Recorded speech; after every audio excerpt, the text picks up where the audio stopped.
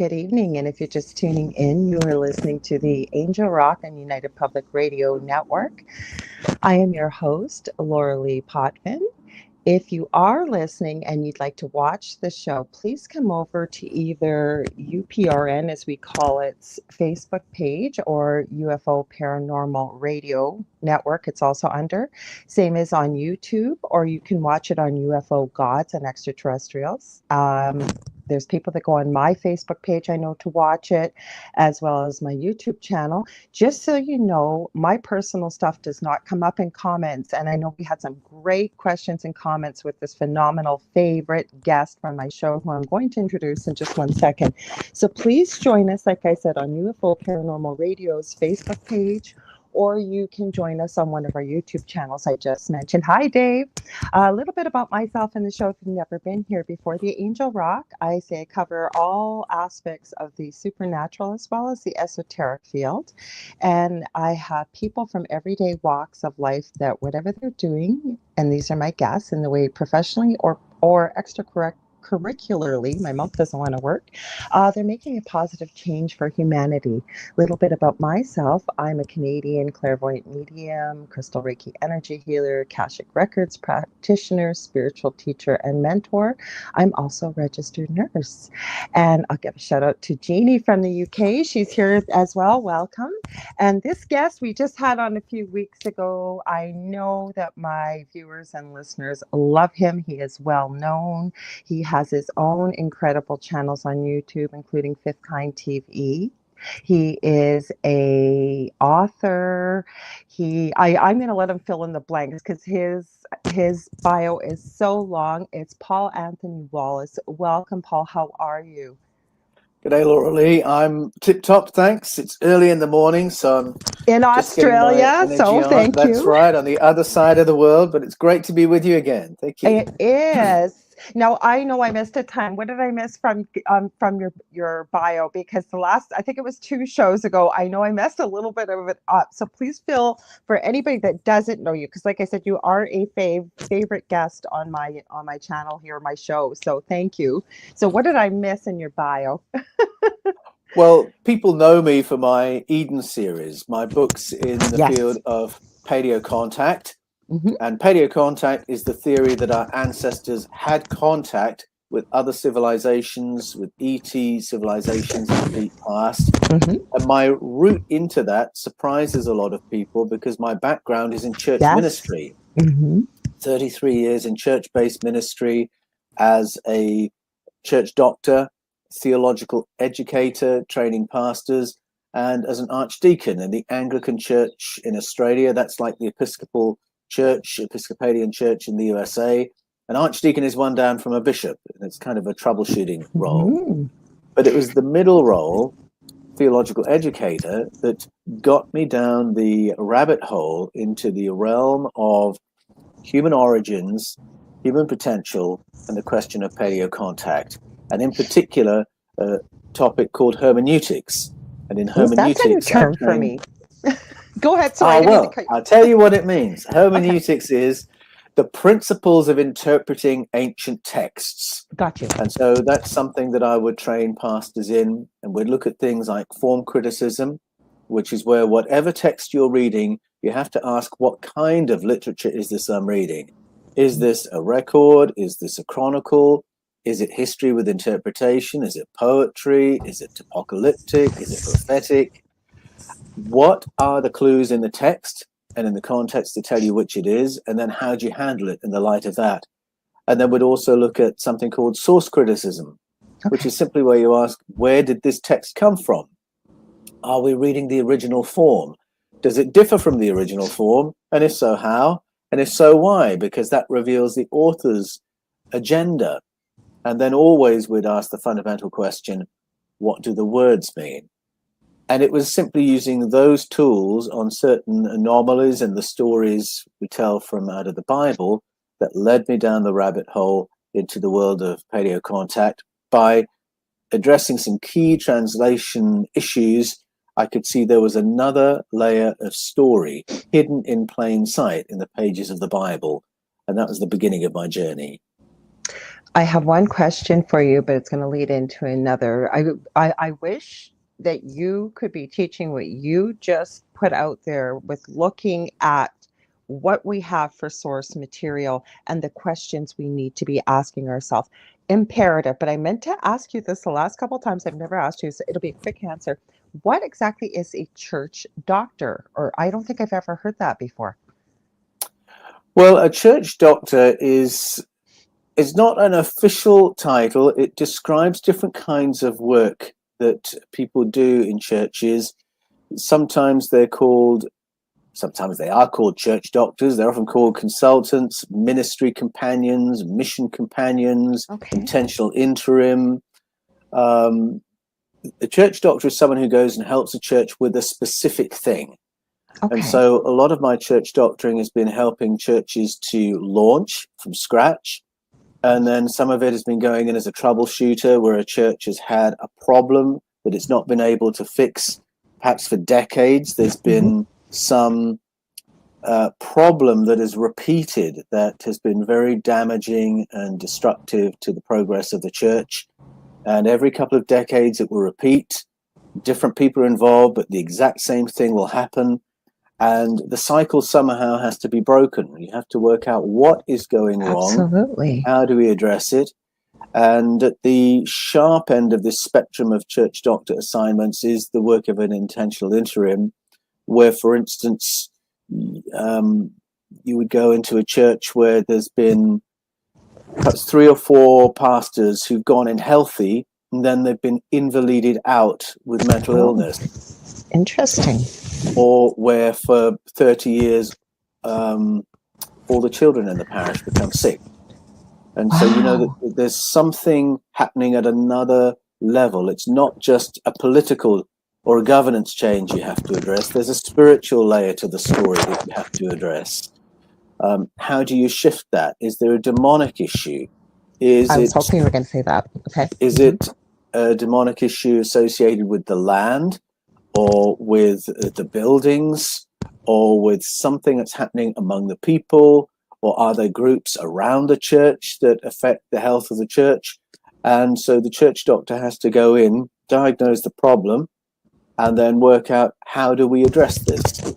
Because no denomination wants to send in a 4th pastor who's going to have to be invalided out or whatever it is, or keep caring for people whose children cannot stay well while they're in a particular church. So that's what a church doctor does. And when you do that kind of work, clearly it exposes you to paranormal phenomena that can be quite stretching to your worldview, because this isn't work that you're trained to do at theological college.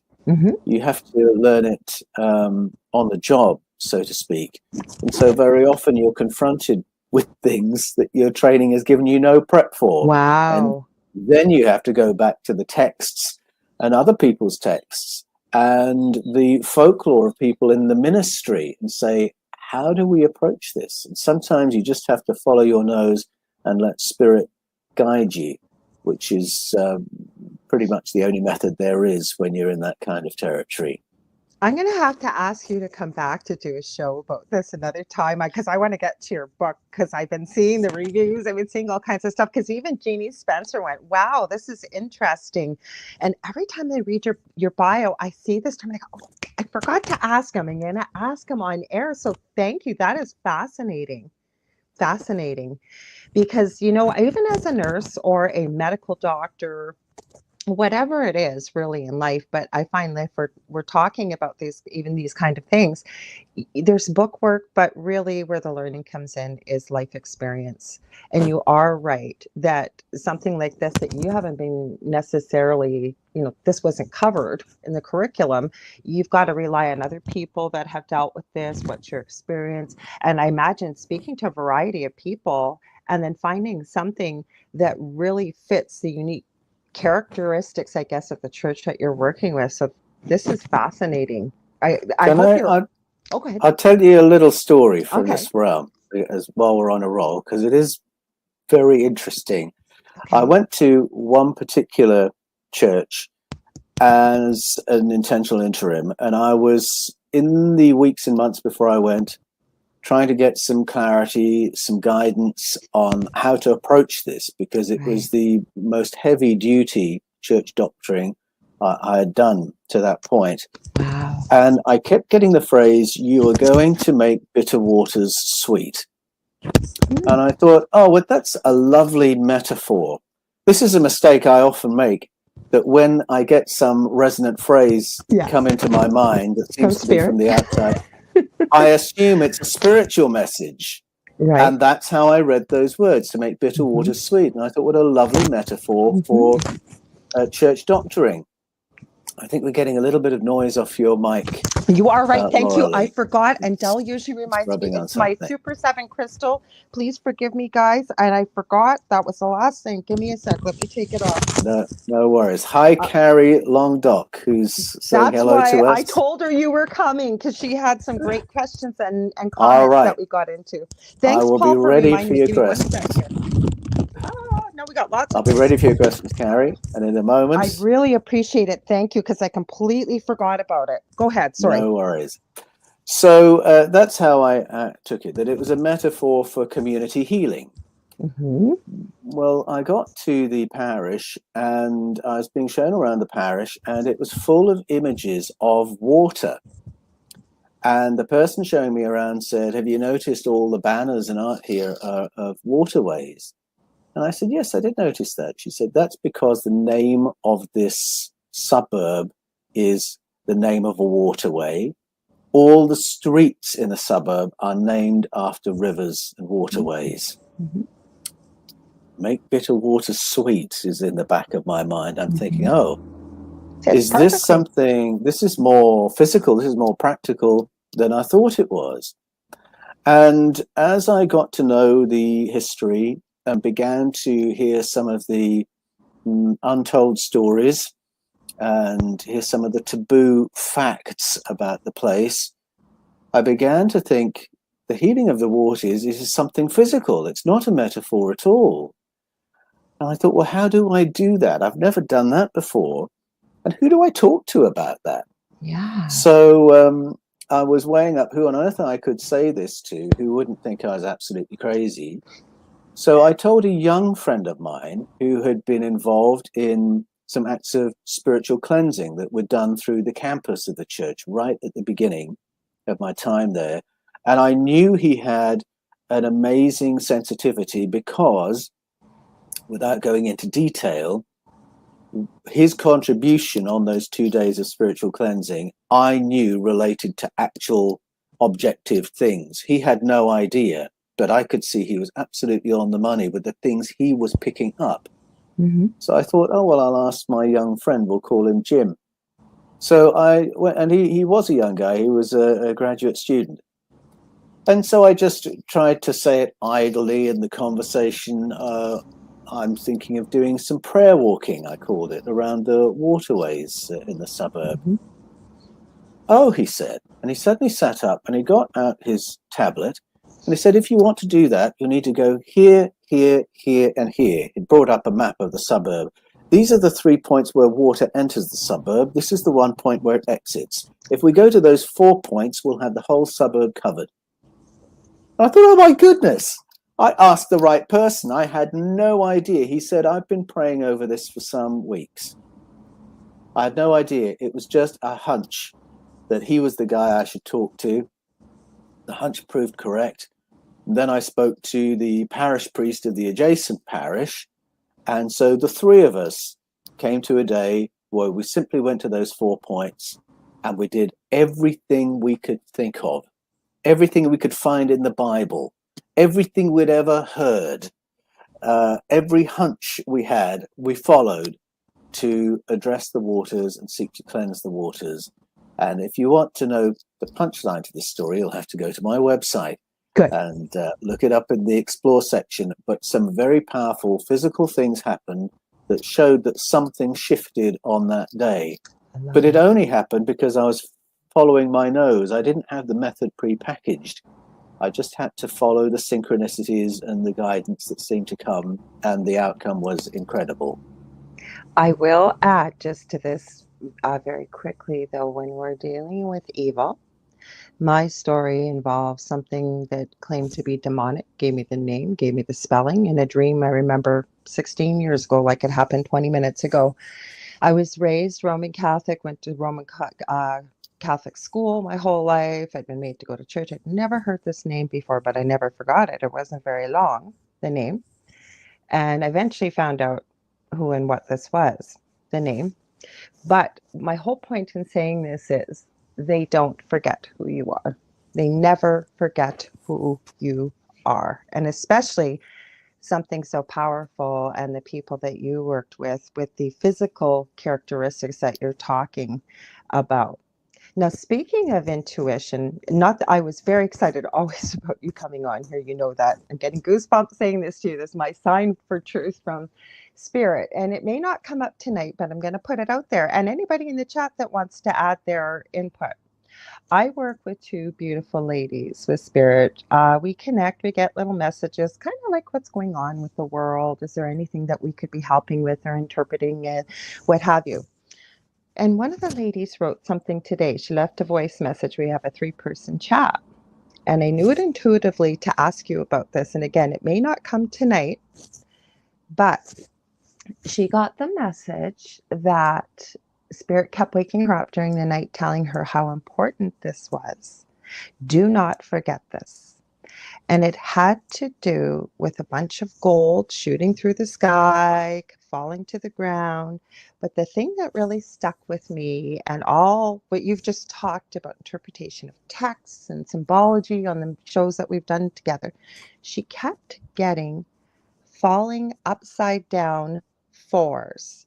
I kept hearing, have a seat. And I'd have to look at my notes, the other thing, but have a seat. And I didn't take, oh, we're here. It's time. We are here. And I was going to ask if you had ever heard, I tried doing some research and I couldn't find anything. Have you ever seen a symbol like that before, ever before? And I'm not meaning to put you on the spot, or if you've ever heard of anything like this before, because apparently this is imminent. It didn't feel ominous. It felt positive.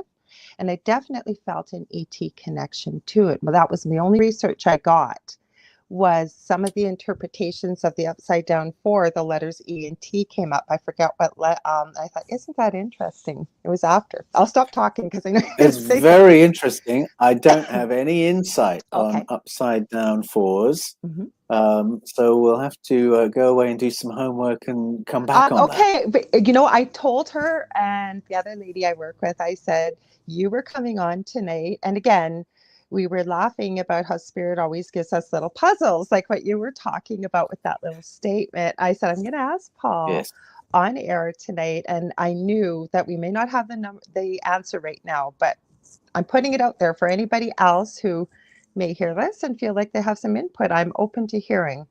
But let's get into your book. Holy cow, Paul, this book out of I'm going to call it the trilogy with the Eden series. This has been incredibly well received. Not that your other books weren't, but let's talk about that. What's been happening with your book? And we'll get into it for anybody that hasn't heard about your incredible series, if you don't mind. Well, Echoes of Eden, from my perspective as the writer, did follow on from Escaping from Eden and The Scars of Eden. I've tried to write it in a way that somebody could come to that as their first Paul Wallis book, their first Eden book, and it will make perfect sense to them. And I'm delighted to hear feedback from people who have read Echoes first, and it works perfectly well for them as a gateway book into the territory of human origins and human potential. The reason I knew I had to write it is that there were certain loose ends from the first two, Escaping from Eden and The Scars of Eden. When you get to the end of Escaping from Eden, you've followed my journey from sort of mainstream Christian orthodoxy into one where I'm teaching paleocontact. And by the end of that book, together we realized there are huge implications for not only our past, understanding our origins, but understanding our present, who we are now. What are we capable of today?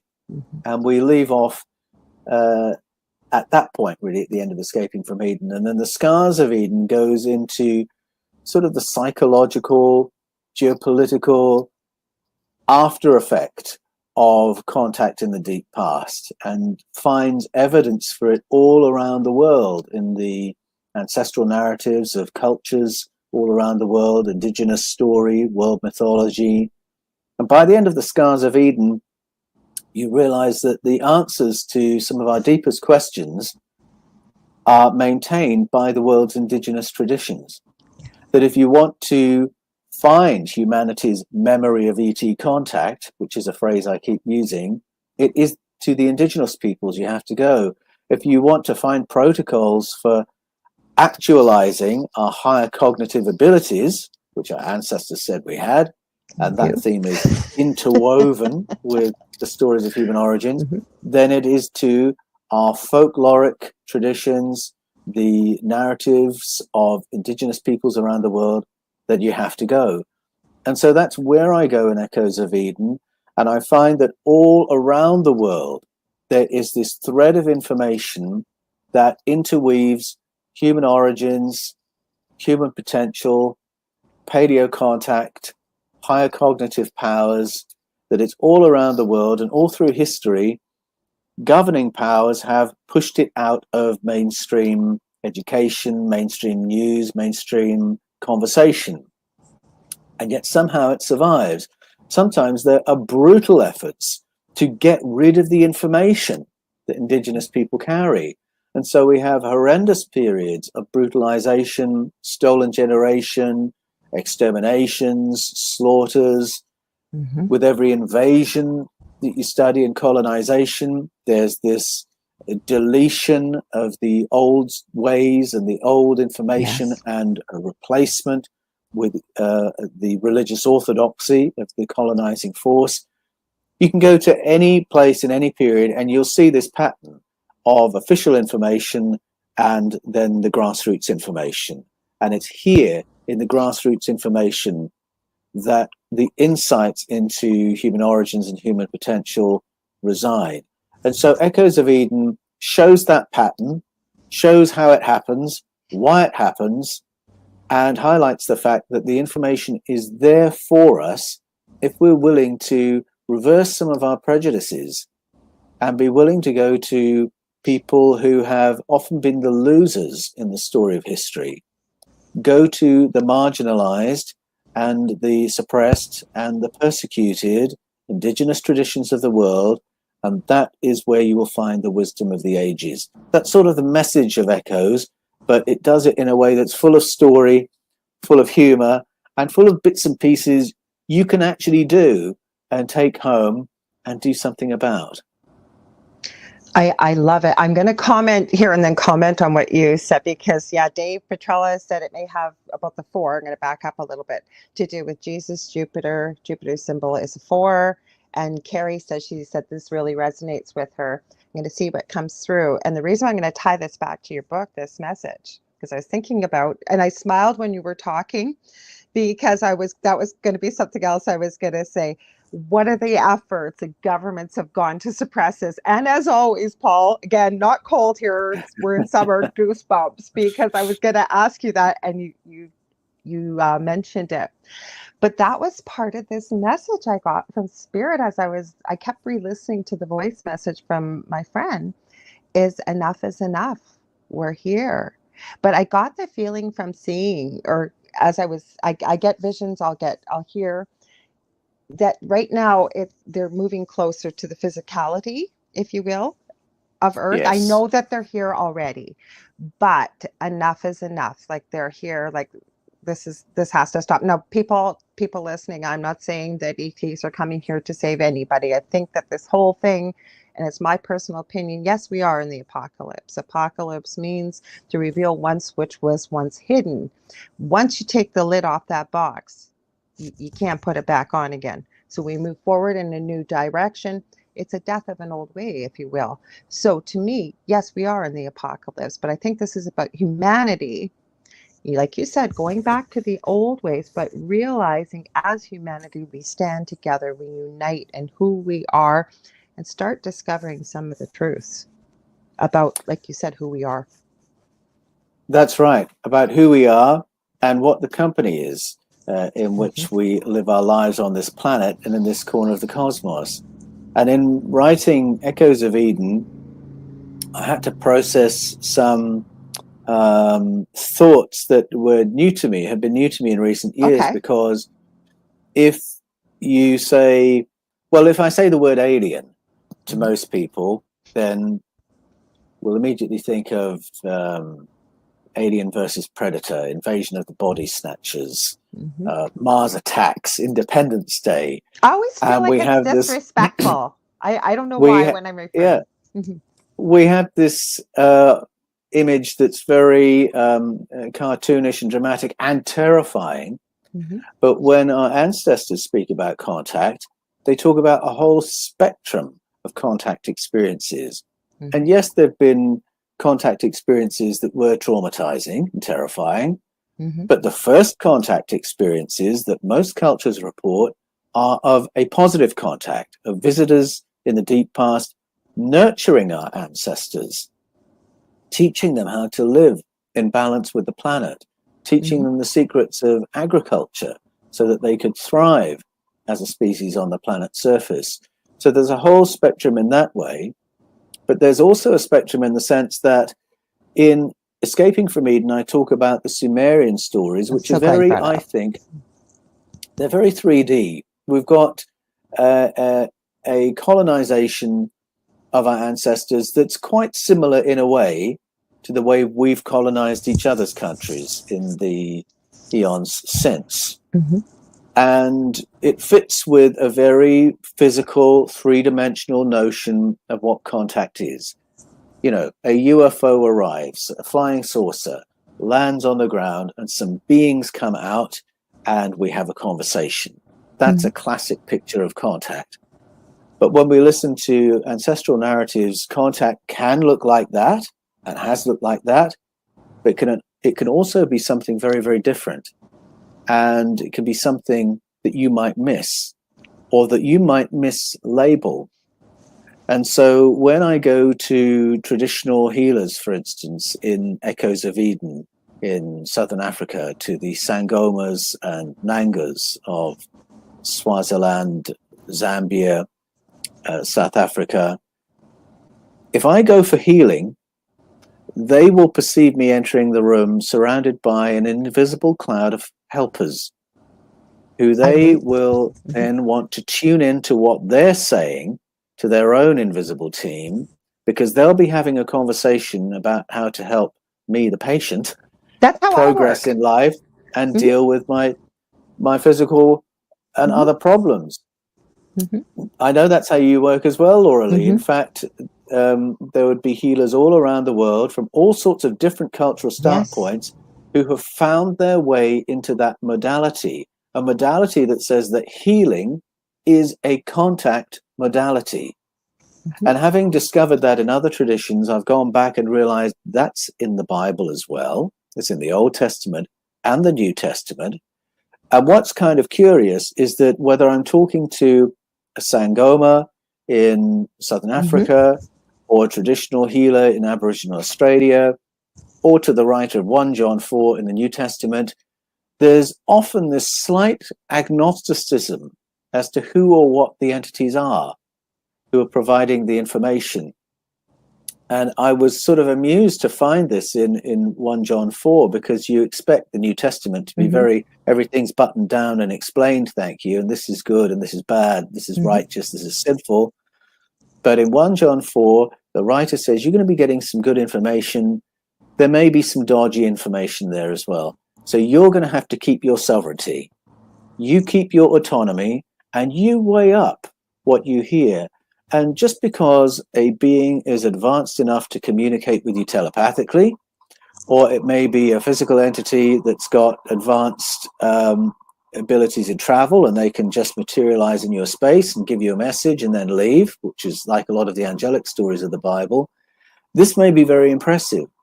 But keep your autonomy, weigh up what you hear. Does it make sense? Do you think that's right? Do you need to do something about that or not? And if you can approach it that way, then you can expect to get some good information, is the essential meaning of what's happening in 1 John 4. And what I found interesting is that's contact, just as much as flying saucer lands on the the lawn of the White House is contact. It's all contact. Our ancestors are completely comfortable with the idea that we've got heaps of company, that they are already here, and that it's really a sideshow to wait for some kind of disclosure from government authority to say we've got company, when in fact, at a folkloric level, we've known forever that we've got company, and we've known how to make contact in all that time. I was watching an interview. I think it was one of the documentaries you had put out with Matt. I think Matthew, I started to watch it. Now, I could be mistaken because I watch quite a bit of stuff, because you've been on my partner Dell's show too. He's always got documentaries playing and stuff. Where was I going with this now? I lost my mind rambling here. You listened to me talking to Matt LaCroix? Yes, is that right? Yes, some of it, yes. And it was very fascinating. Now, again, you got into quite a few topics about historical, like how far back in the different civilizations, if I'm not mistaken. Now, please forgive me if I screwed this up. But where I'm going with this is, and again, you may not have said it on this documentary, so don't quote me, but I believe that we are about the fifth iteration of humanity. And what I want to talk to you about is, do you find that yourself? Have you found this in your research where, and it sounded, and again, like I say, I don't want to say because I've watched so much stuff, but it sounds like we get to a certain point as humanity, and then we create some sort of catastrophic event, and then we've got to restart again. Have you seen any of that? Yes, certainly. I think by the time you get to Genesis 11, which is the stories of beginnings in the Bible, you've probably seen about 5 planetary resets. Yeah, that's what you say it so beautifully. I'm sorry it took me so long to get there, but that's what I mean. What's interesting though is it's not a story of self-destruction necessarily. Okay. So, people might think of the Atlantean story, where there's a sense that things went wrong in Atlantean society. They were imploding socially, and then the planet responded with a cataclysm. And there is this feeling of, is there a lid on how technologically advanced we can get before something awful is going to happen? And perhaps growing up in the shadow of the A-bomb, you can see why that's such a resonant idea. But what I find in the Bible and in Greek, Norse, Nigerian, Sumerian story is the notion that some of our cosmic company doesn't want a spacefaring planet Earth, doesn't want Project Humanity to get that far. In Genesis 3, there's this struggle between 2 factions, represented by 2 brothers, Enlil, who's the commander of this region of space, and Enki, who is the commander of Project Earth. And they are in conflict over how intelligent and conscious human beings should be. In Genesis 11, you've got the destruction of the Tower of Babel, and that story mirrors what happens in the Sumerian story. The way the Bible tells it, we got so clever that we could build a building that would breach the zoning laws, and would build a building too tall. And we got bombed back into the Stone Age for doing that. Well, anyone reading that story thinks, what? A building too tall, and you destroy a technological civilization because of that? Dig a little deeper, compare the 2 stories, and you'll realize, no, something else is going on. First off, it's not just a building, it's a Stargate. It's a place, it's either a launch pad, or it is a portal for getting people who are described as observers, or Igigi in the Sumerian story, from the planet's surface to their stations in the stars. So this is spacefaring technology of one kind or another. And it was visitors, powerful ones, who come along and say, whoa, we can't have this. And then they do something to And the damage on civilization is profound at that point, because we lose our ability to communicate with each other at that point. So some kind of neurological interference is done that either means we can no longer understand each other's minds, or we can no longer use speech. It's one of the two, but it's something very violent. And you've got that echoed in other stories. You've got the story of Abasi and Atai in the Nigerian story of the Efik people, where they realize they've got a capable technological species. So we're going to make them physically ill and mentally ill in order to impede their progress. Or you've got the story of Zeus and Prometheus. Zeus is horrified that Prometheus has given the human beings technology in the form of fire. And some interpreters say it's not fire, it's fire power. And Zeus says, you idiot, we're going to put a stop to that. And there's a planetary cataclysm implied at that point. And then you've got the story of hybridization in Genesis 6, which reoccurs in story all around the world. And this was a breaking of rank. This was a breaking of protocol. And that resulted in a cataclysm designed to genocide whoever was on the planet at that time.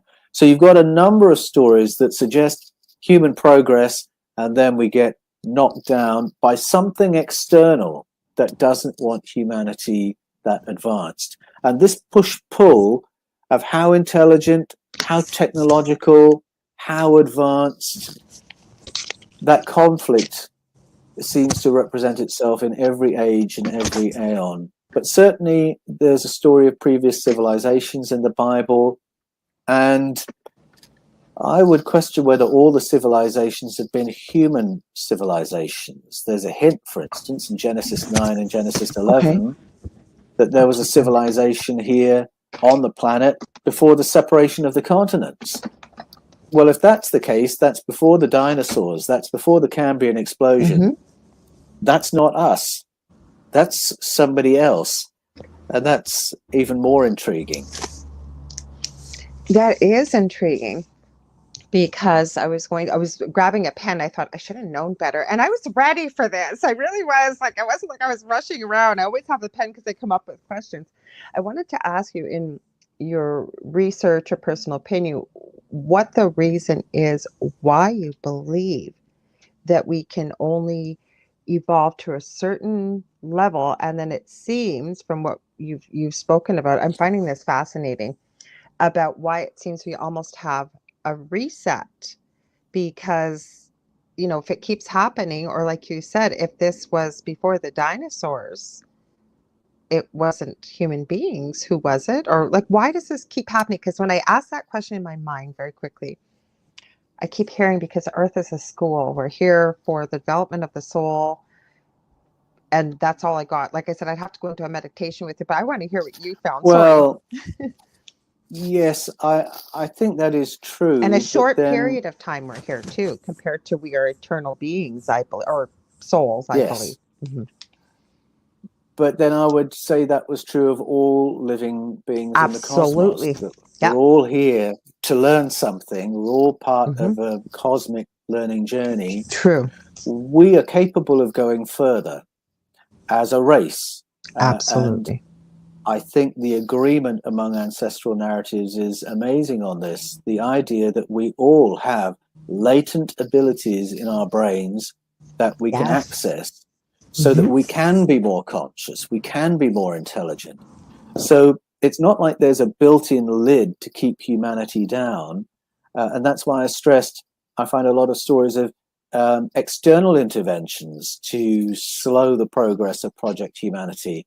And that has to do with the non-human layer to the story. That has to do with what the ancients called the Sky Council, where there are obviously some body of arrangements and agreements among factions who have different views about how far they think humanity should go. That story of Genesis 3 repeats through the ages, where we've got factions wanting to assist us and support our progress, and other factions saying, no, we don't need them any smarter. We don't need them to know any more than they do.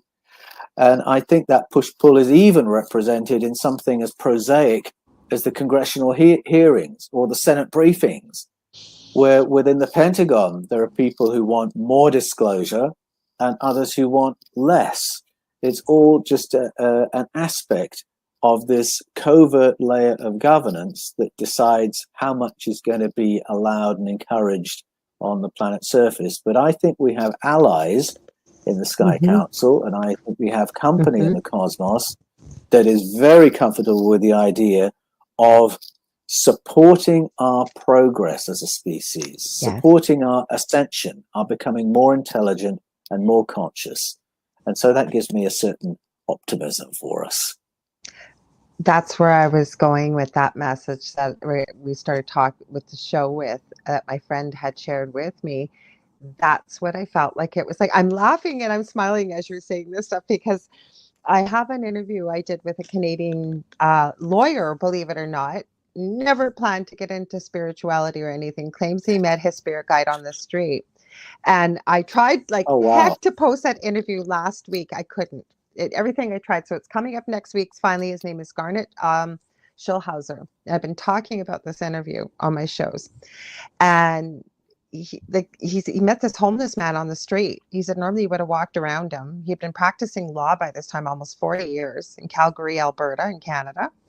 And this man, he said, rather than walk around him, he said he was filthy, stinky, horrible hair, like just strings hanging, like really, really had a tough time. He said, but it was his eyes. They were this glowing bright blue. And he said the feeling of unconditional love was phenomenal. So this gentleman said something to him and went into a store. And Garnet went in the store to try and find him. Could not find him. And he said he couldn't let this thought go. The reason why I'm bringing this up very quickly, because it supports what you said. Long story short, he went back a couple days later and found this gentleman called Albert. And Albert explained that he was his spirit guide. Now, Garnet had never heard of a spirit guide, didn't know what a spirit guide was, anything. Long story short, he said he met him physically 3 times. They now communicate telepathically. And he brought up the Sky Council. That's why I'm telling this story. And I was smiling because I kept telling him in the interview, what gift you've been given. He was taken by his guide, he claims, to heaven, but to many of these civilizations around the world, many where he claimed there were humans. He got into the Sky Council. So I guess where I'm going to go with this is, what have you found with the Sky Council? Does it relate to your book as well, the newest book? How does it interrelate? Like, how do you tie this all in, or are we just sort of going off on a different tangent, I guess is what I'm saying, and I want to pull it back to your book. Well, I introduced the Sky Council in Escaping from Eden, and this flowed on from my realization that this word Elohim in the Bible, which is the Bible's oldest word that gets translated as God, is actually a plural, and it refers to a multiplicity of advanced beings intersecting with humanity in the deep past. We get to stories of the Sky Council. It appears a couple of times. There's a moment in the book of, I think it's 2 Kings, where the prophet Micaiah needs to advise his king on whether to progress a particular military plan. Okay. And to give him good advice, he remote views what's going on in the Sky Council. And on the Sky Council, clearly, there are a number of different entities, some physical, if we cross-refer to how they appear in other moments, and some that would appear to be archonic, energy-based beings that sort of parasite off the energy of biological life forms. Okay. So that's quite a diversity on this council. And what are they doing? They're fomenting war. And that is something the Sky Council appears to do in Sumerian story, Greek story, other stories around the world. So it appears there. It appears also in the book of Job at the beginning, where you've got 2 entities who are toying with a human being in the way a naughty boy in a magnifying glass might toy with ants. This poor human being is being abused in that way as part of some little experiment. And the context of it all is this Sky Council with very diverse entities on it. So that was my introduction to it. Later, I found that others had discovered it as well and written about it. Some had tried to interpret it in a way that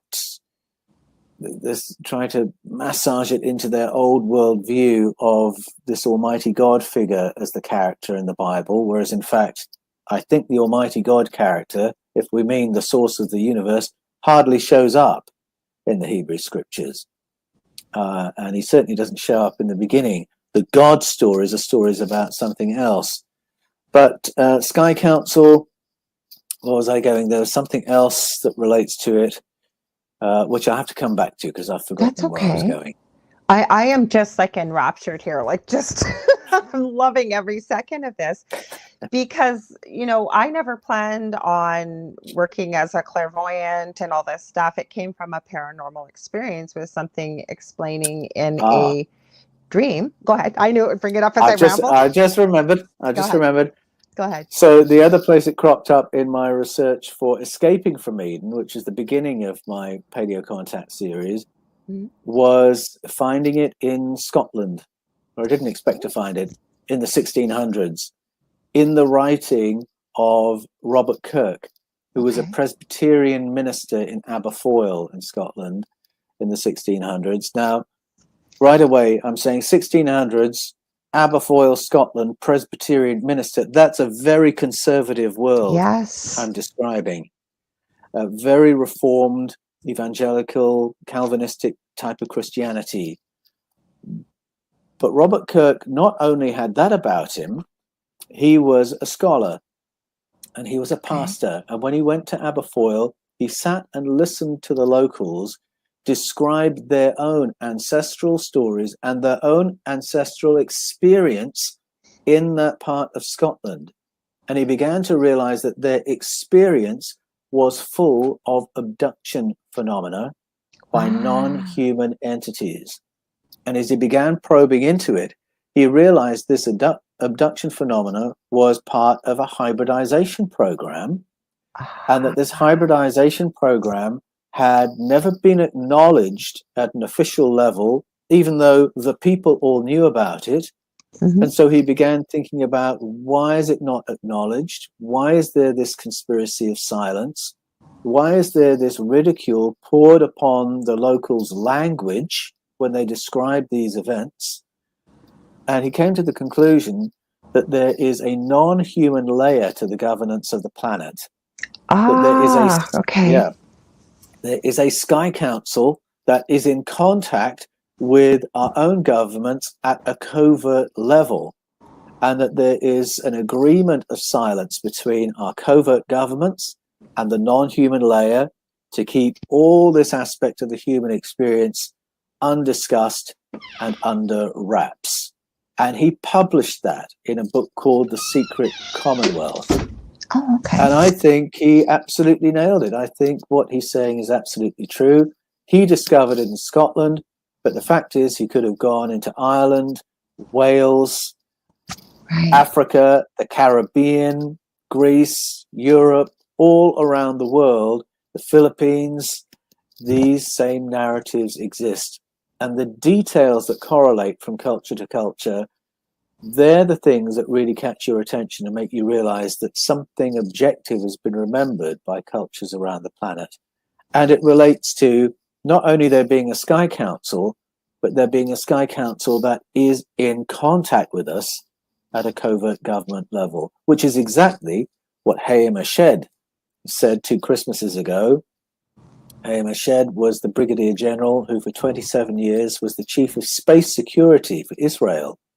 And he stepped forward and briefed the press 2 years ago saying exactly the same thing that Robert Kirk had said. Robert Kirk had learned it by listening to the people of Aberfoyle in Scotland. Hayam Ashed had learned it from 27 years in space security. So many questions. Like I've been writing. My mind is just like blown here because not everything that you've said is a surprise, but it's like, you go back that far. What like I could certainly say today's governments maintaining the secrecy in exchange for technological advances or what have you.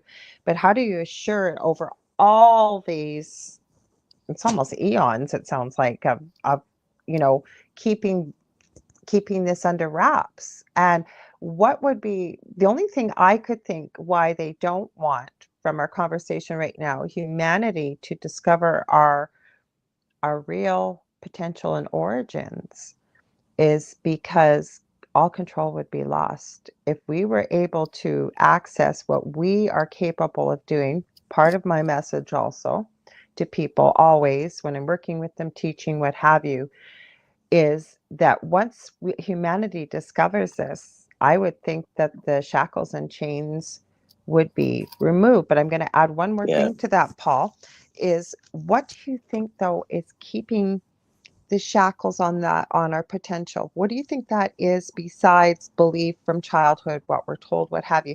There has, because we've talked about this before. If somebody has had, say, been in a coma or had a severe head injury, and they wake up and all of a sudden they can speak a language you never spoke, or they're a prodigy, if you will, at the piano because they didn't even have any interest. Sorry, I know you've got a great answer there. I'm going to stop right there. Well, if you go to the Mayan story from out of the Popol Vuh, it says that what keeps a lid on us is something in the environment, something that's been released into the environment. So the Popol Vuh tells the story of a vapor that, when sprayed over human populations, dumbs us down and limits our perceptual field to what's immediately around us and what our 5 physical senses can pick up. But prior to that spray, that vapor, the Popol Vuh says our sight was not limited in the way it is. So if you just pause and think, well, how is our sight limited?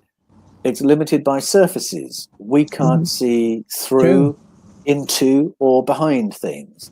It's limited by distance. We can't see beyond the horizon. We can't see into deep space. It's limited by time. We can only see the present. We can't see the past. We can't see the future. It's limited by frequency. We can only see this spectrum of radio waves. A dog can see this. A cat can see this. So if we took all those limits off, all of a sudden, you can see radio communications. All of a sudden, you've got remote viewing.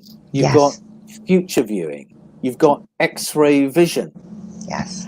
And so the idea is that, absent of these toxins in the environment, these higher abilities will start firing off with far greater ease. It's there in the story the Efik people tell of Nigeria, in which these advanced beings, Abasi and Atai, find an advanced human species, develop beyond their expectations on planet Earth. How do we dial them down? They release devices into the environment that will make us sick, emotionally, physically, psychologically. And there's that same motif. We retain the same potential, but there's something in the environment to damage our overall health, to dial us down.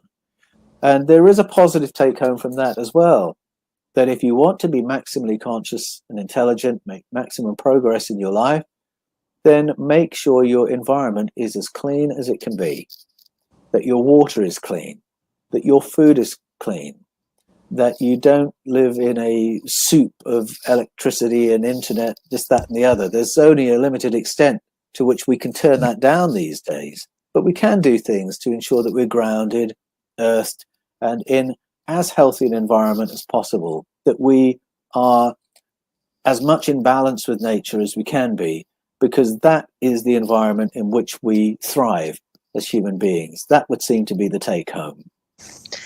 That makes a lot of sense. Mind you, I'm thinking over the centuries what they could have sprayed. Like we do a whole show on what they spray now in the soup that we're living in.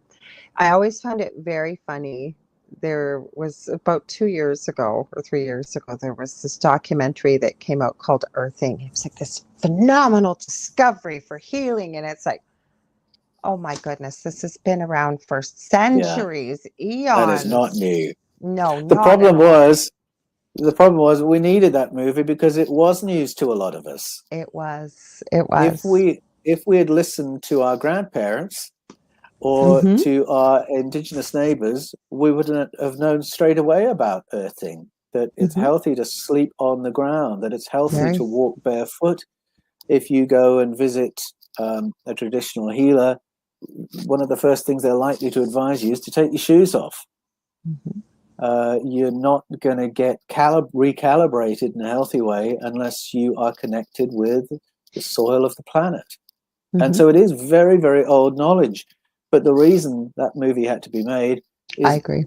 a lot of us just didn't know that.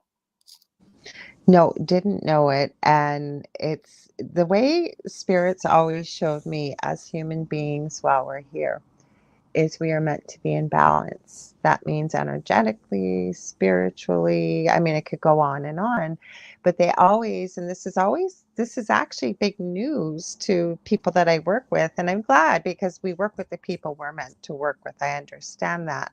But I always say, I get a lot of people coming to me that are so stressed. I'm stressed. I'm stressed at work. I'm Yes, stressed. And so when you teach them how to ground, and then you talk about connecting to source, to spirit, whatever their belief is, the universe. And I try to explain it. The video that I shared this video with many people, these two videos on my channel. And I say, I'm not trying to promote my channel, but it takes longer to explain than it does because so many people believe that meditation, you have to be sitting up on the top of some mountain and sitting in the lotus position for hours and hours on end. Don't get me wrong, it's an incredible experience, but it's not necessary. But I believe that we're meant to run energy, if you will, through our entire bodies. I think that's why, the Chinese talk about whether it's qi or ki or acupuncture works or things like this. And then I teach people to send that energy, that stress, if they will, connecting. I call it Gaia. I say you can call it the sun of the earth, whatever, and let Gaia take that from you. We live on this planet, I always say, and then let her send all the positive love and energy back to you. And then she will take what you sent and alchemize it. And what I usually use, I don't get that complicated, but the relationship of plants and trees with us, right? And it's yes. so simplistic. People know that. Now, did you find any of that with your book at all, or anything to support that? Because I know you mentioned, and you're not going to give away your secrets. And guys, you need to go out and buy this book. I started reading it. I haven't had the time. I had gotten quite sick there for a couple months, but it got me on the first page. It just pulls you right in. So I don't want to give away your secrets, but you said there are some things in the book that will help people to take the lid off of these gifts that we believe still exist. Yes, there are some things. I don't want to give too much away Yeah, I because understand that. the purpose of Echoes of Eden is to get people to go and sit at the feet of their own local shamanic healers, Love it. indigenous elders, to find out what their own heritage is, and then go to the guardians of the folkloric traditions of their own heritage. Okay. And that's where the real gold is to be found. But I have learned along the way that to rediscover that you and I are actually part of the planet Yes. and part of the ecosystem. Mm-hmm. Often when we talk about the ecosystem, looking after the ecosphere, Mm-hmm. it's as if we are not part of it, that we are assisting it in some way. But no, we're part of it. Or And parasitic, we hear, depending on whose views.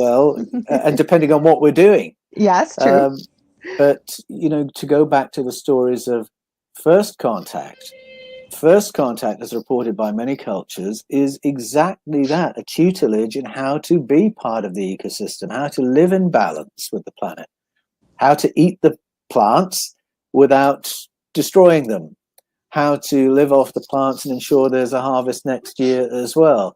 These are the fundamental lessons that so many cultures describe as being the input of beautiful visitors in the deep past.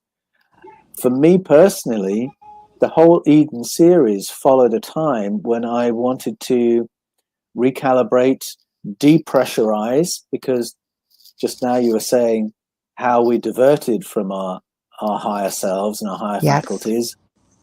And it's by being kept over-scheduled and overstressed. Yes. And so I'd done a bit of that in my own career and came to a point where I had the opportunity to dial it down, focus on my health, do some deep breathing, some controlled conscious breathing, get some sun on my skin instead of sitting in an office all day, walk barefoot in the forest instead of in an insulated office or house.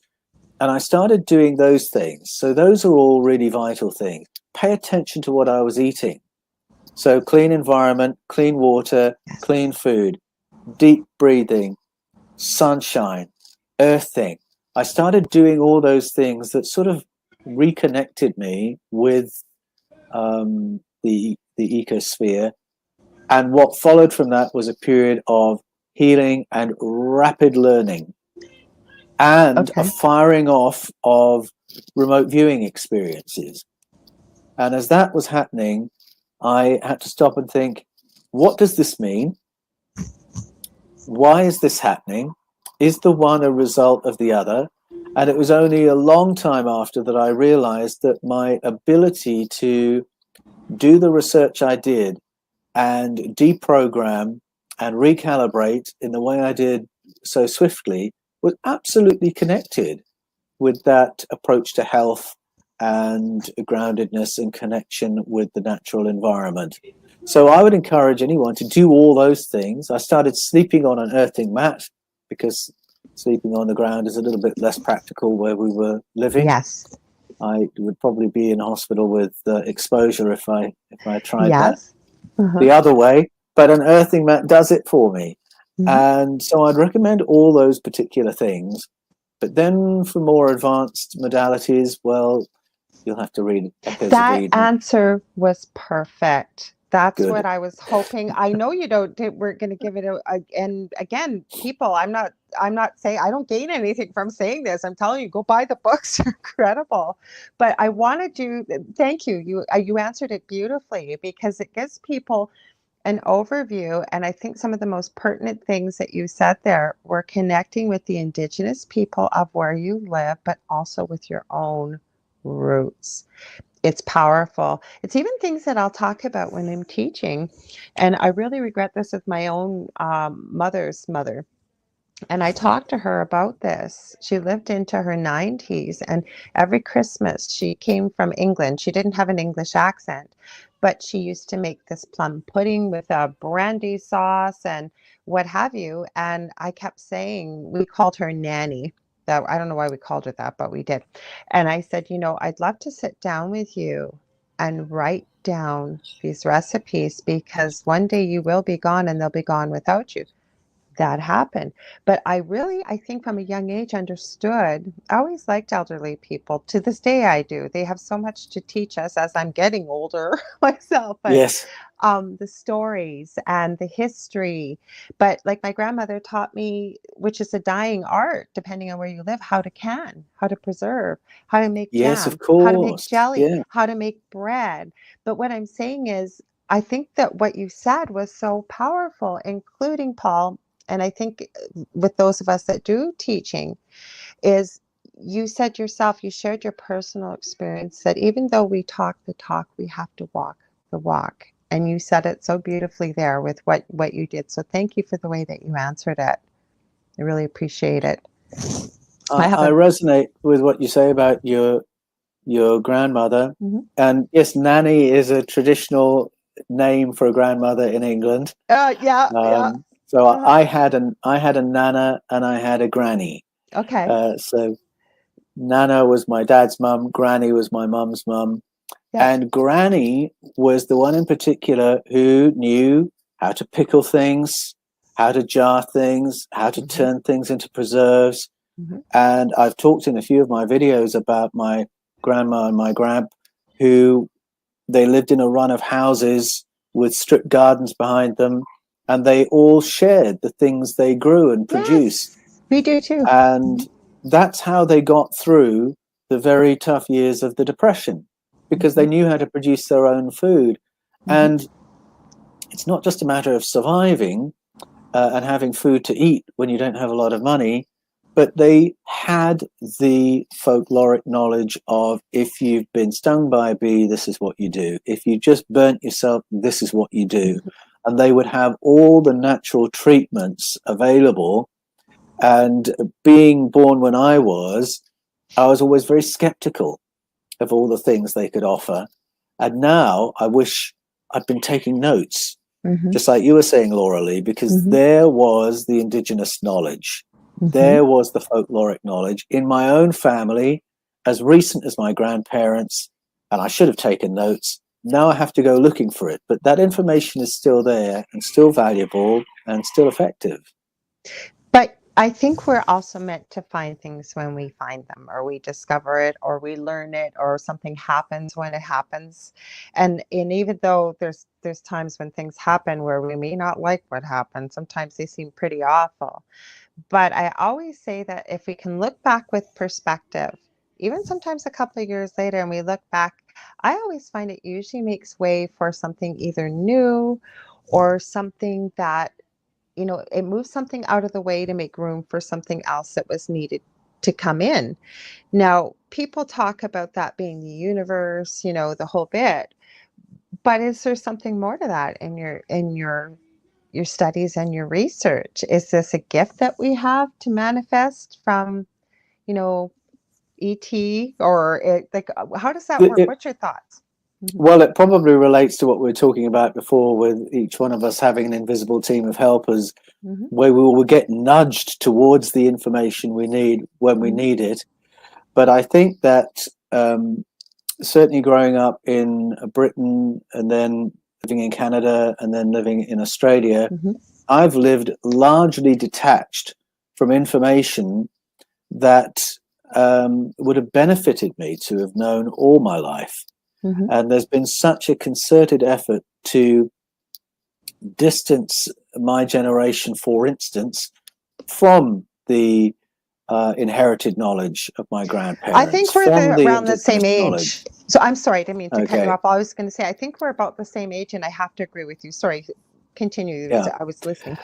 So I think, plan A is that our indigenous peoples are not murdered, slaughtered, and marginalized and ridiculed, and we have this information with which to live life. Plan B is that our teams will nudge us back into a place where we can get hold of that information in the moments when we need it. And I think a lot of people would put their hand up and say, I think I'm on plan B, because I'm very aware of moments where synchronicities have happened, where I have been nudged, where I have met the person who gave me the information I needed. And so it's not that all hope is lost, but it would be very much better if we listened with respect to our elders and to indigenous elders from the get-go, because we would all benefit from it. And that's really my purpose with Echoes of Eden, to get people to have an appetite for that and see the value of that. Well, I have to agree with you. And then Jeannie asked you a quick question. All I was going to share is when I was working, before I hurt my back, I was asked to set up a diploma course at our local college here for registered nurses, and they're called registered nursing assistants at that time. And it was how to navigate the community, because you work on yourself by yourself. You can't call somebody in, like in a hospital, and say, what do you think? Do we need to call the doctor? You've got to have a knowledge base. I have to say, because where I live has such a rich Ojibwe culture. I'm smack dab right in the middle of Canada, 35 minutes away from the Minnesota border. So I contacted our reserve. It's only 10 minutes away by car. And I said, would you have somebody that possibly with shamanic, abilities, or, what have you, an elder that would be willing to come and speak? I have to tell you, I had that gentleman back 3 times. Every one of those nurses was rapt, sitting at the edge of their seat. And what was so imperative, okay, we deal with many Indigenous people that were ill because they're not maintaining their ways of life and the diet and what have you, the health issues, seeing the same things over and over, like you mentioned at the church, but with human beings. And when he got into that and how the history had been lost. He got into how they raised their children versus us, why within their culture, where I am, I can't speak for every culture. He said, we won't look into your eyes when we speak to you. So many things that as people that have not been raised in that culture would take another way. It was so eye-opening. I remember he even shared, and even before I got into this work, I've always maintained this. This was years ago. He brought a ancient secret painkiller type of medication, like a liniment you would rub on the skin. He talked about traditional things that were important, about the earth, what have you. Just incredible. I've always had such a respect, and I've never forgotten that gentleman, his name or anything. Like I said, my students kept asking me to have him back.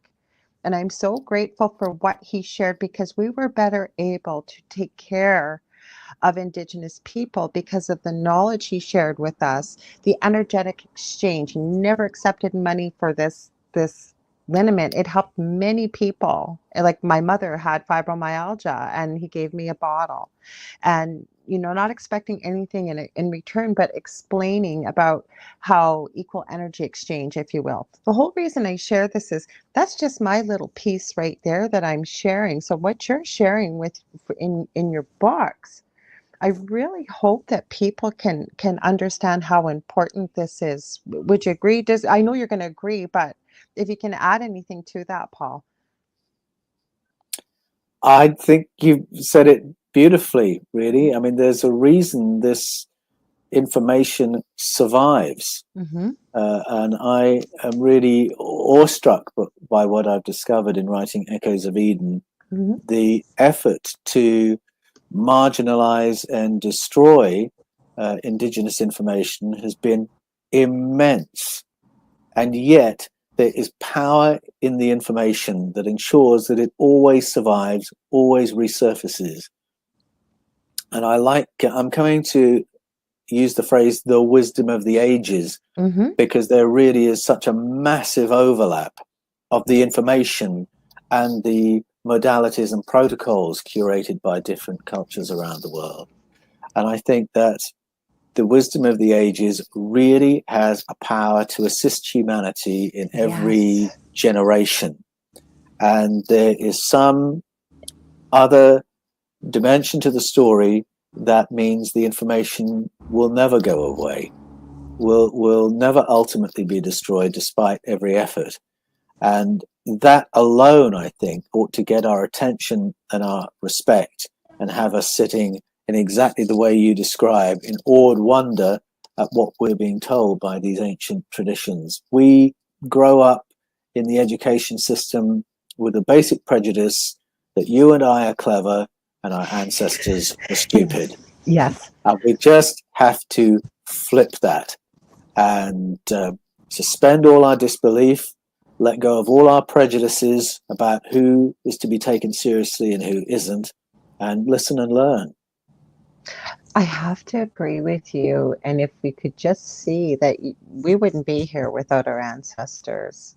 And again, I don't know why maybe it was the time for me to learn it, but being quite young when I learned this, but there was so much to be taken from people that have lived with experience, with the centuries before us, the what they share with us. And what is really fascinating to me, and then I'm going to show these two questions quick, maybe I'll say it, is that there's so many similarities around the world. Now, if there wasn't some truth to that, and how would it exist for all this time to this day that we're having this conversation? And with the amount of research you've done to be able to see, the similarities, there has to be some kind of truth to it. Assuming that they didn't have the technology that we have today, right? Well, that's right. And then some people groups who deliberately walked away from technology. And I think that's part of the Aboriginal story in Australia, for instance. And our prejudice is if we look at a people who've made that decision, then we don't have to take them seriously. But I love your story of the spirit guide who was the street guy, because, our upbringing would say, well, what could I possibly learn from somebody whose life has gone so horribly wrong that they're now a bum. They're a street person. What And can that I was learn his from them? thought. That was Well, his actually, thought. there's quite a lot. And they don't have to be your spirit guide for you to learn from them. You might learn a lot about how the world works by talking to the next street person you come across without them being your spirit guide. But I love how that story completely reverses, your assumptions, your presuppositions, and gets you to look and listen and realize that every living thing around us, I shouldn't even limit it that way. Everything around us is an avatar of the cosmos, is an avatar of cosmic intelligence, is an avatar of cosmic consciousness, there to experience us and there for us to experience the cosmos.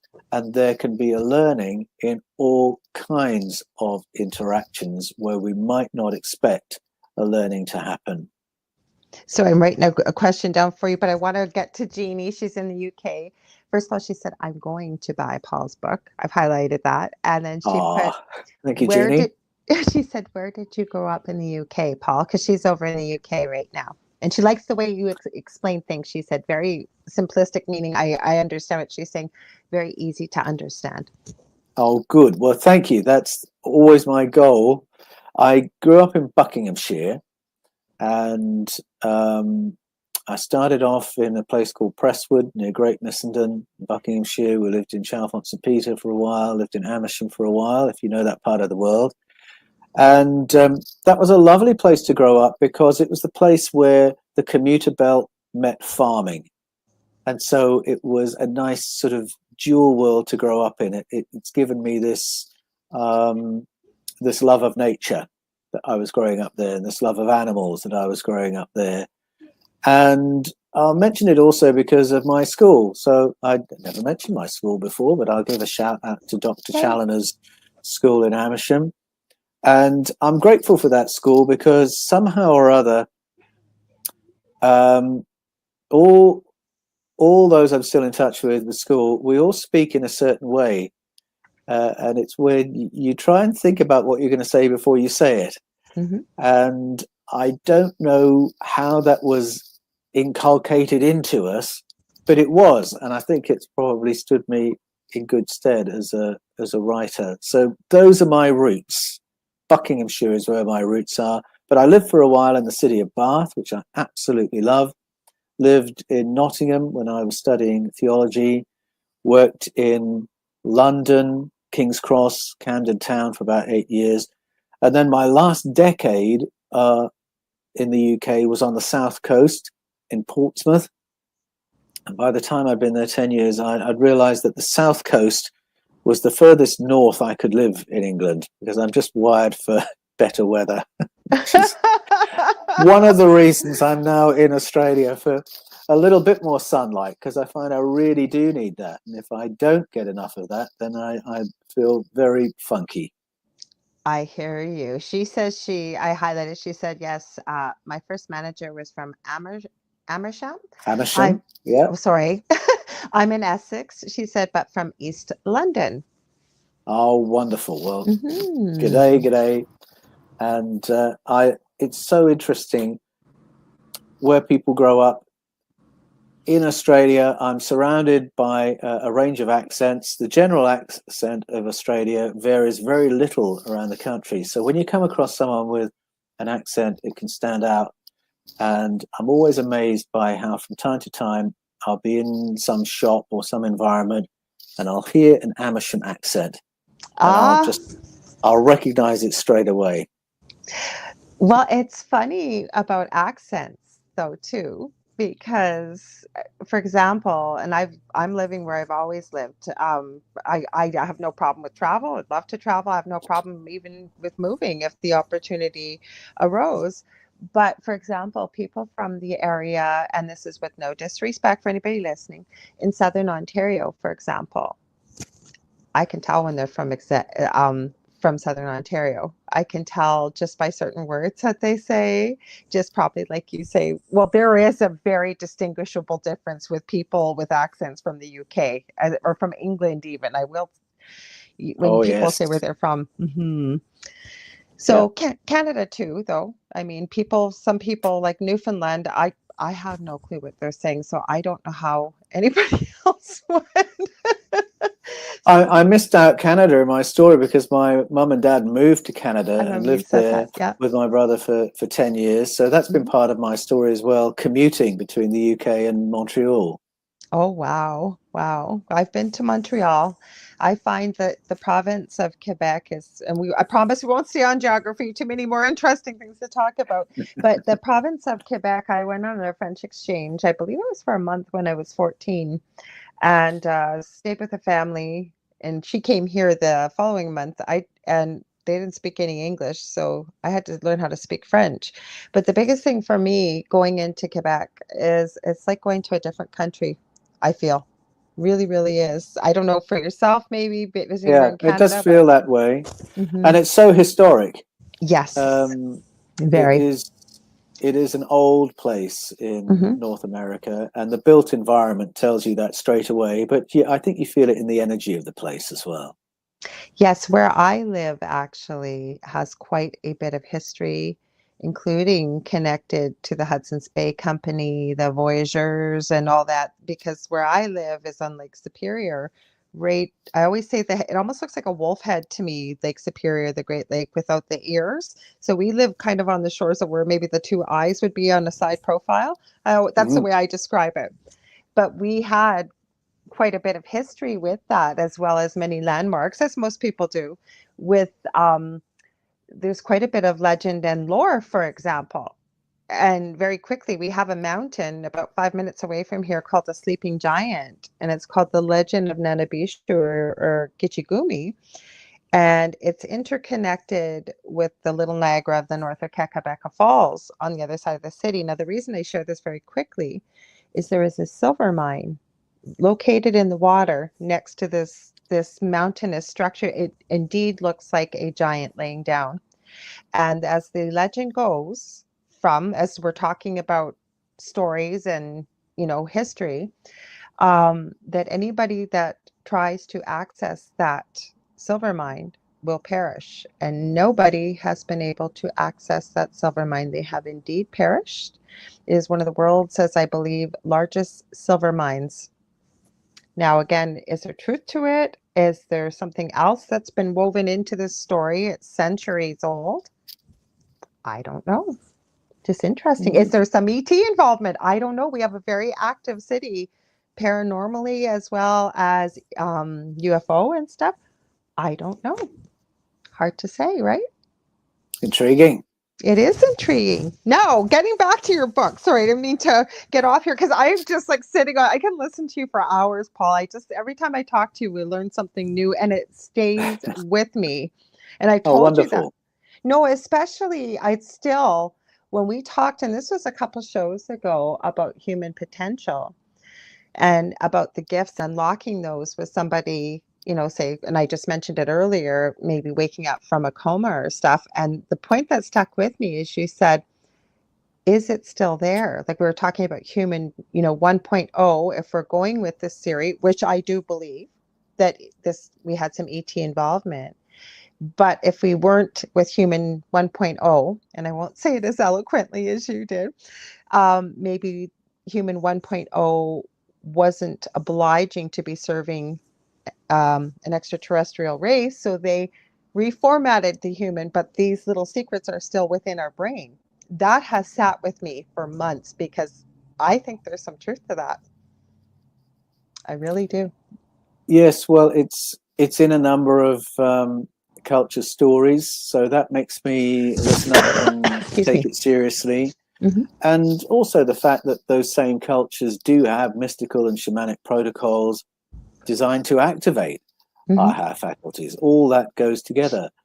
And you mentioned just now that the idea that we have higher abilities latent in our brains is not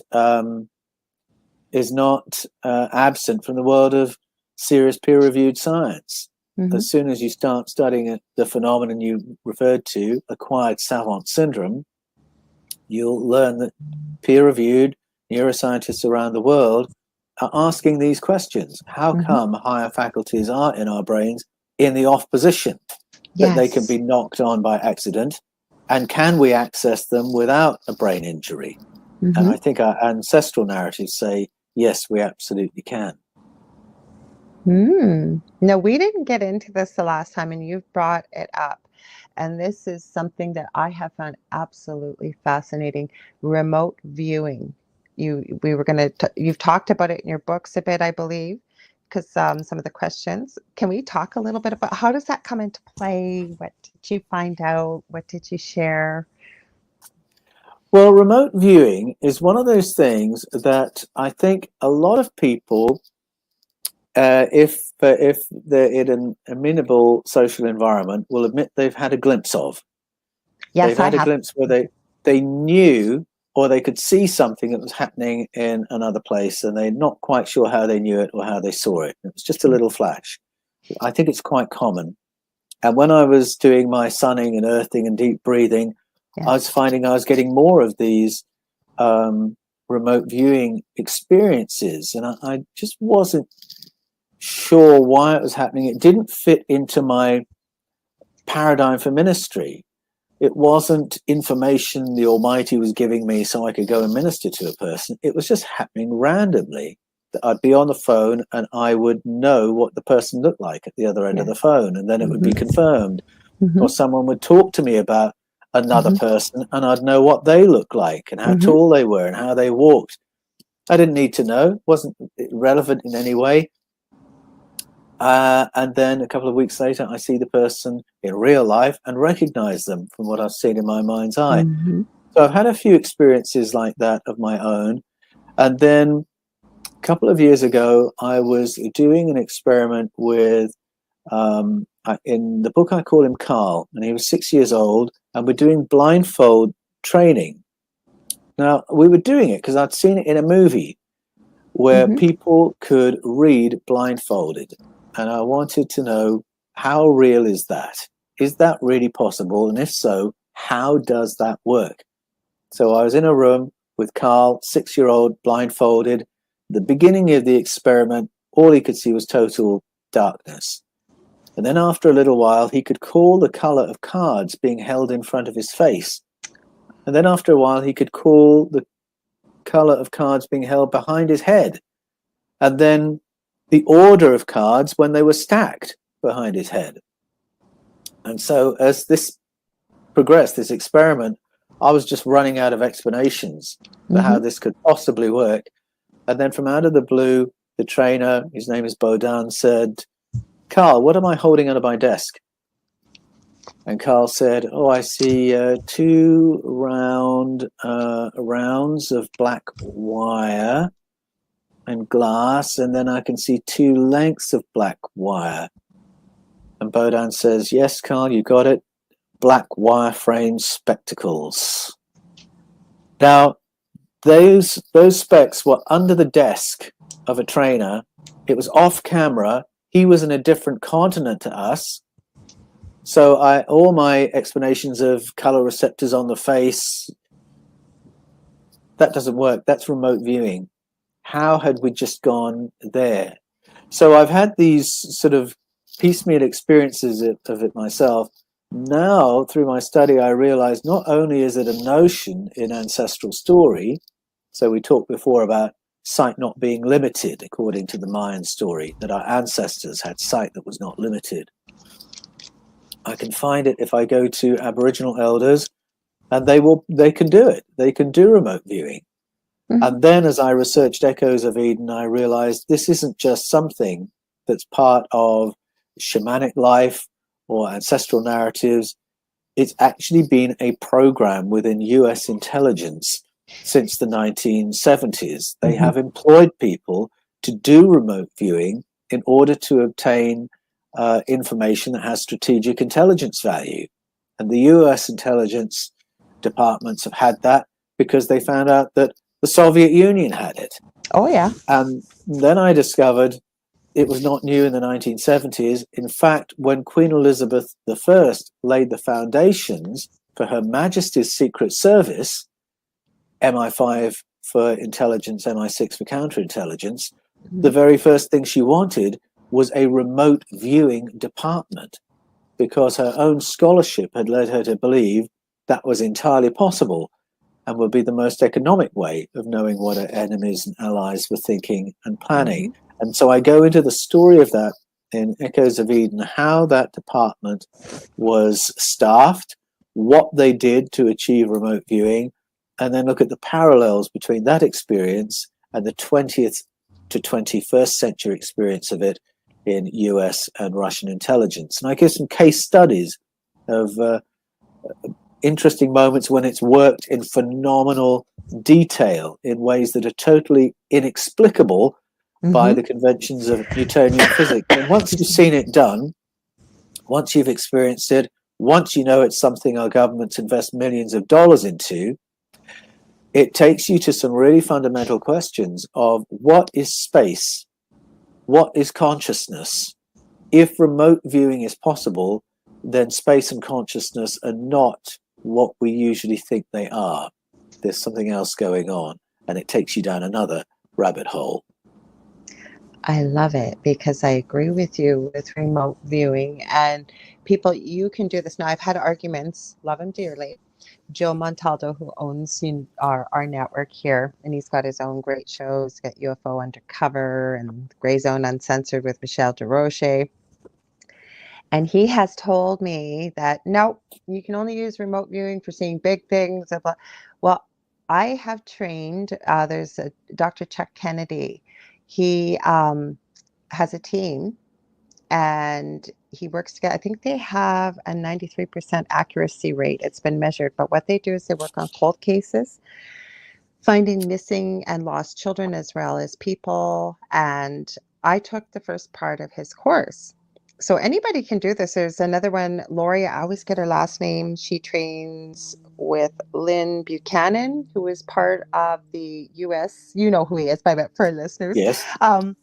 U.S. military remote viewing, which they claim is now defunct. My thoughts are, no way, not something that valuable. No. They're not going to get Exactly. Why would they discontinue something that was giving them information with strategic intelligence value? I agree with you, Lorilei. I just think they subcontract it these days. Well, there's a movie out there, The Men Who Stare at Goats. It was based on the remote viewing team and Lynn Buchanan. You can find videos for those listening on YouTube, him talking. He still teaches with Lori.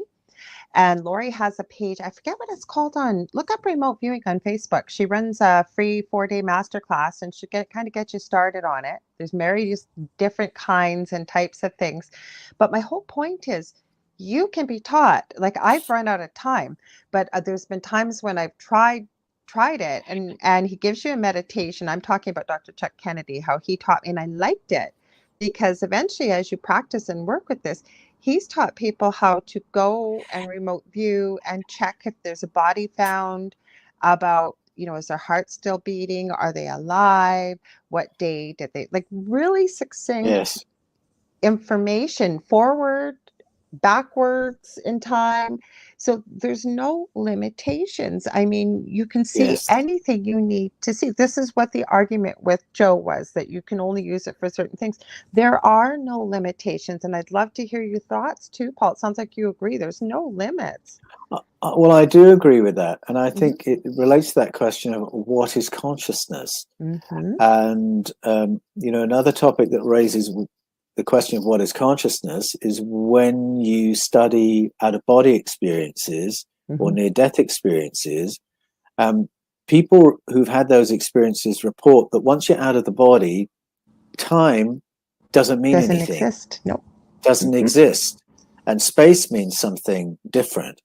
And if that's the case, then to bring it back to remote viewing, you realize all the conventional limitations of Newtonian physics, forget those if we're talking about remote viewing.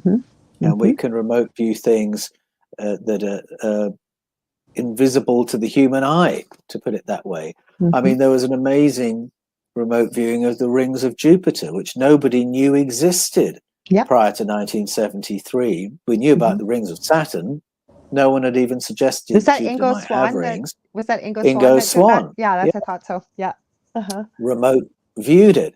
So that's beyond anything to do with having very acute eyesight, of being able to see a long way, that's something about the fabric of space and how it relates to the fabric of consciousness. So these are really profound questions. And even though we don't have our head around it, we still use the modalities. Police do use remote viewers. Absolutely. When they're up against a dead end, if someone's been kidnapped, if they've got a cold case. Now, they might not get a result every time from it, but it produces enough results that the impulse is there among our law enforcement that they do go to people who have this faculty. So I think that's pretty significant that that's the case. I've had a fascinating story shared personally with me, and I've asked them if they'd be willing to share it either with Dr. Chuck Kennedy or somebody that would help utilize this information. And I've respected that they didn't want to. I'll change a few details. It would never identify anybody what I'm about to share here. But this person, and I've seen other intuitive abilities on them, so I know this. They were not telling me the truth. They are seeing through the eyes of somebody that is murdering people, young children, and they know the area. Yes. They know where it is. They can see before it's going to happen, what's going to happen. So, again, it draws a very fine line about who you share that with and where you go with it, because how do you know these things? How do you see these things? Because unless you're dealing, say, like you said, with a police force that understands about, because it's the future that they're seeing, and they're feeling what this person is feeling and why they're doing it. They know what the person looks like, but where do you share these details? Actually, I know two people, not such a graphic story as what I shared, but same thing, can pick up a picture, and they're over in Italy, and there was a kitten that was lost we were looking for, of a friend. They were able to pinpoint the streets using Google Maps. I mean, I live in a city of 100,000 people. They've never been to Canada. They were able to do it. How do they do this, right? Mm-hmm. Yeah, that's amazing. There's a really amusing moment in the history of the remote viewing work of US intelligence. There was a new chief of staff who came in. He was a little bit skeptical about it. Yeah. And so he knew they were paying remote viewers to do this stuff.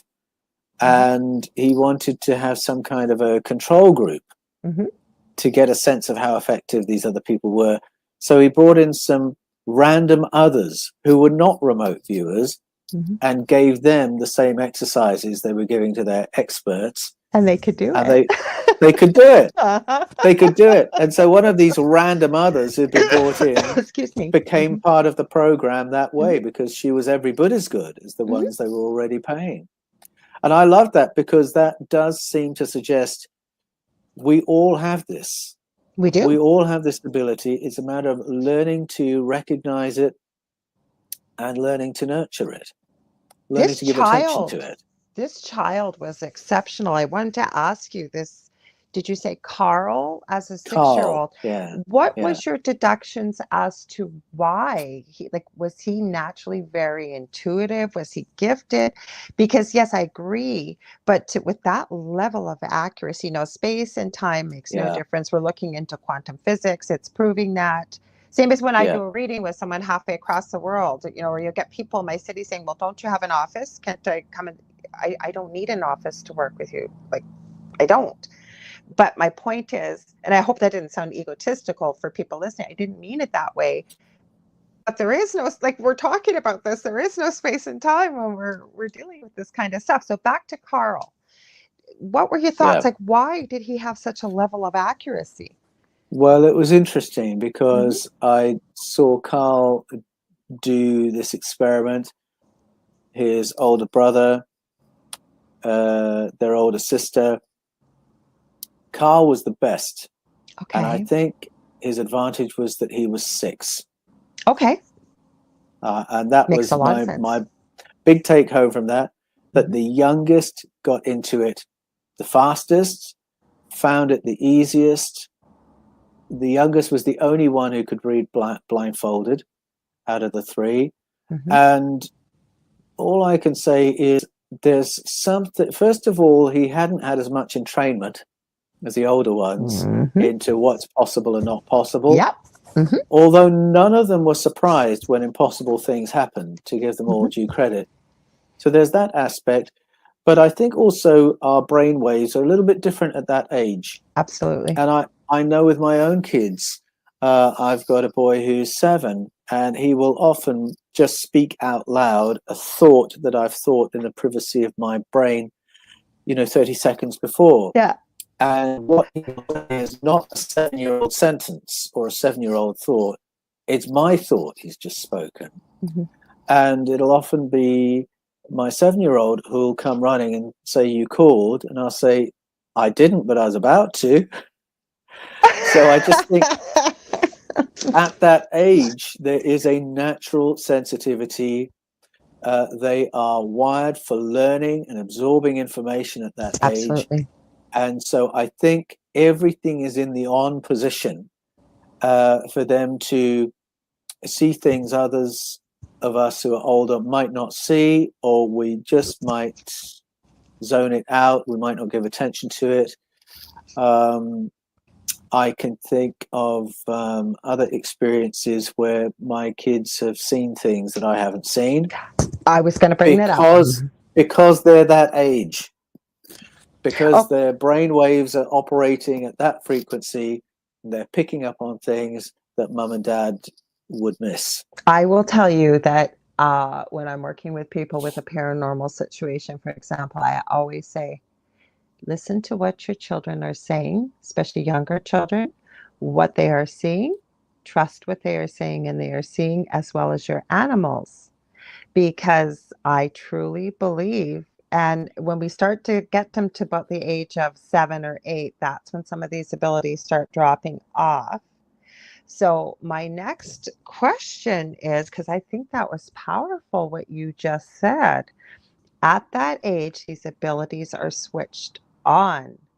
Wouldn't that be powerful if we both have an idea being parents of what's probably switching it off, but if there was a way to maintain that switch on. Yeah. Right? Well, I think I'm no expert in this. I'm just feeding my way forwards in this, but I certainly encourage my kids to trust their own perceptions. Me too. So if my kids say they've seen something, then I'm not going to be one who says, "No, you didn't, honey," or "Are you sure you did?" Yeah. "Are you sure that wasn't a dream?" or whatever. I will listen to their experience first before I start deciding what I think it is. I want to know what they experienced, what they heard, what they saw.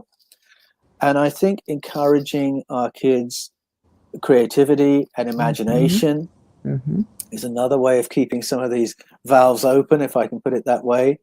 I always ask my kids what their dreams were. Yes. And one of the reasons I do that is that I've learned for myself that when I wake up, I think most of us, when we get older, we remember fewer of our dreams for some reason. But there'll be a few that will, cut through the fog, we'll remember, and we'll think, "Oh, I wonder if that was about something." And I've found that when I wake up in the morning, as soon as I wake up, I will have some memory of what I've been dreaming. Agreed. And it's while I'm in that waking up state, that liminal state. The sweet spot. So what I've exactly. So what I've trained myself to do is to stay in that spot as long as possible, to remember the dreams as long as possible. If I've got a willing family member, I would tell them the dreams while I can remember it, because I feel that I'm holding my brain, my brain waves in that liminal space for longer by holding onto that memory, looking at what I'm seeing, repeating the auditory memories. And so I encourage my kids to do exactly the same thing, because I think if you can do that, you can practice holding yourself in that liminal state, and you recognize what it feels like when you're in that liminal state. And as a preacher, I can recognize it and say there have been many moments through the years where I've been preaching in perhaps a church where I'm a guest preacher, and then I'll go into an extempore section, and I know the feeling. I'm now in a liminal space, and I'm not sure what I'm going to say.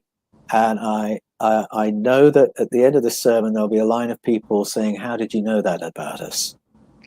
Because I just recognize the feeling when I'm in that zone. And it's the same feeling as when I'm holding on to my dreams.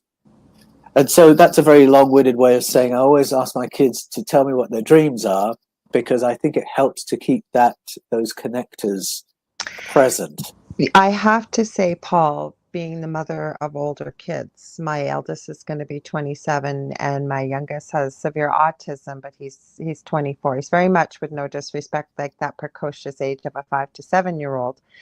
But I want to tell you that, and again, I can't speak for the world, but I can tell you what you are doing will serve your children for the rest of their lives, because my kids, even though I wasn't in tune with my abilities when they were little, I always would pick up on stuff and things that I probably shouldn't have known. But my whole point is, I can remember the day my eldest was born, and I do believe we communicated telepathically. It's the first time I've ever put this out on the show.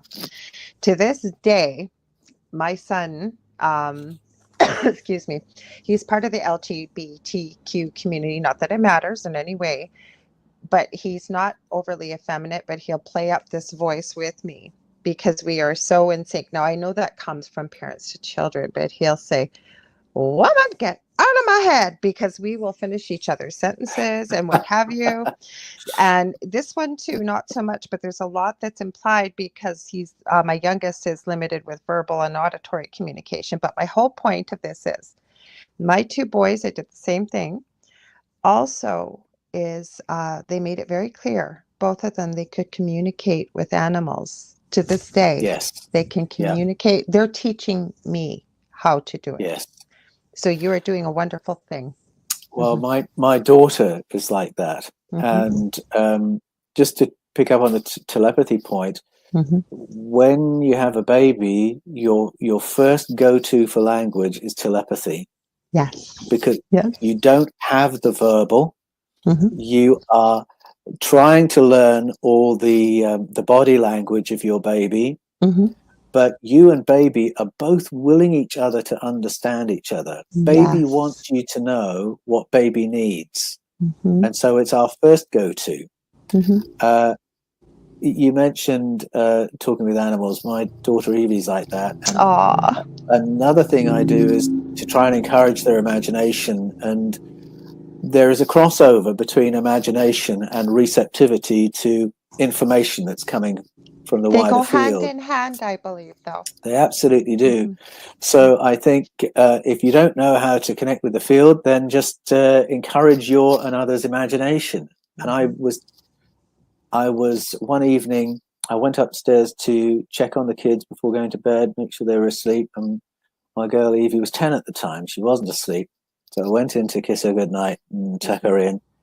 And she said, I don't know if I've shared this story with you before. She said, I was just thinking that there could be, I don't know if she said ETs, but that's what she meant, beings from somewhere else in the cosmos, hovering over our part of Canberra. And I imagined that they were laughing at us because we live on the surface instead of underground. And they were laughing at us because everything we use is stuck to the ground because we haven't worked out how to master gravity. Wow. And I thought, oh, crumbs. That's quite an advanced thought for a 10-year-old. Powerful. She said she imagined it. And I said, yeah, I can imagine that too, Evie. And then I said, and that could actually be happening, couldn't it? And she said, yes, I thought that too. And I thought, oh, I'm so glad I said that, because what she was telling me was she believed that was happening right now, but she didn't want to say it straight out. Yes. She said, I can imagine. I said, I can imagine it too, and that could be real. And then she said, yes, I think so too. And so that made me realize that imagination and perception of things beyond our immediate realm, they do go hand in hand. And if we want our children to maintain their higher faculties as they grow up, then encourage their imagination, encourage them to speak it, encourage them not to expect that we will put what they said in some tiny box that makes it irrelevant. You handled that beautifully, and I love that story. We are out of time, Paul. I hope you will come back. Like I said, there was people talking about what we first talked about. I could talk to you for hours. I'm so grateful you were here. Where can people find you, your books, your channels, everything like that? You can find me on the Paul Wallis channel on YouTube and on The Fifth Kind on YouTube. I'm in the comments every day having conversations with people. And for my books, you can go to Amazon, Kindle, Barnes & Noble, Hive, Book Depository, wherever books are sold. You'll find Escaping from Eden, The Scars of Eden, Echoes of Eden. And if you want to get into conversation with me, you can come to my website, which is paulanthonywallis.com, Anthony with an H, Wallis, W-A-L-L-I-S, paulanthonywallis.com, where I do coaching and get into conversation with you there. I am so grateful. I hope you will come back every time. Like I said, I'd love to. I love our conversations. So do I. My audience loves the conversation. I know I got to go to my Facebook page. Everywhere else, there's going to be a ton of questions and comments, and I love it. If you guys want to find me, you can find me on facebook.com/The Angel Rock. I've got 2 groups on Facebook. I'm on all social media profiles, YouTube channel. But the 2 groups are Paranormal University for all things paranormal, Angel Rocker Tribe for more of some of the esoteric things we talked about tonight, but they kind of intermingle. Jeannie says, fantastic, Paul. I want to let you guys know next week, I will be here. I'm hoping to interact with you, but the interview I referenced that I've been trying to upload, I've got it uploaded, is exactly what I talked about with Garnet Schulhauser. He wasn't able to make the show live, but we pre-recorded it, and it's going to be some stimulating, interesting conversation. We talk about what we believe happens when you die and all kinds of things. So I hope you'll join us. So be back next week, same time, same space. Paul, I can't thank you enough. I love talking to you. Lorilei, it's been an absolute pleasure. I look forward to next time. I can't wait. And everybody here, thank you for being here wherever you are. Good morning, good afternoon, good evening. And lastly, remind you, if you didn't catch the live show, you can listen to us anywhere. You can see it on our YouTube channels, but you can listen to us anywhere where our podcasts and live talk radio is, or even pre-recorded, but you can find us. Anyways, see you next week, everybody.